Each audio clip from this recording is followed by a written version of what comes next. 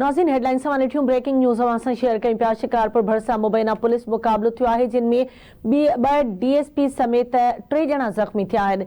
मंचर शाह वारे इलाइक़े में पुलिस ऐं हथियारबंदनि विच में मुक़ाबलो थी पियो। फायरिंग जी ॾेवट थी आहे। DSP पारस बखराणी, संदसि मुड़ुसु DSP ज़हूर सुमरो ऐं हिकु अहलकार ज़ख़्मी थियो आहे। ज़ख़्मी थियल ॿिन्ही DSPs खे सखर अस्पताल मुंतक़िल कयो वियो आहे। इलाइक़े में ऑपरेशन जारी आहे। जवाबदारनि ख़िलाफ़ पुलिस जे ऑपरेशन दौरान ड्रोन जो बि इस्तेमालु कयो वियो। 5 ॾोहारी मारण जी दावा कई वई आहे। मारिजी वियलनि में शमूर शेख, इमदाद शहजाद शेख ऐं ॿिया शामिल आहिनि। SSP शिकारपुर जो इहो चवणु आहे। शिकारपुर भरिसां मुबैना पुलिस मुक़ाबले में 2 DSP समेत 3 ॼणा ज़ख़्मी थिया आहिनि। मंचर शाह वारे इलाइक़े में पुलिस ऐं हथियारबंदनि विच में मुक़ाबलो थी पियो। फायरिंग जी ॾेवट कई वई। DSP पारस बखराणी, संदसि मुड़ुसु DSP ज़हूर सुमरो ऐं हिकु अहलकार ज़ख़्मी थिया आहिनि। ज़ख़्मी थियल ॿिन्ही DSPs खे सखर अस्पताल मुंतक़िल कयो वियो आहे, जॾहिं त इलाइक़े में ऑपरेशन जारी आहे।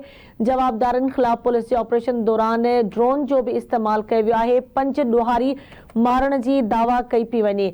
मारिजी वियलनि में शमूर शेख, इमदाद शहजाद शेख ऐं ॿिया शामिल आहिनि। SSP शिकारपुर जो इहो चवणु आहे। तफ़सील मालूम कंदासीं आवाज़ न्यूज़ रिपोर्टर शकील धारेजो खां। जी शकील, वधीक कहिड़ा तफ़सील आहिनि, अपडेट कजो।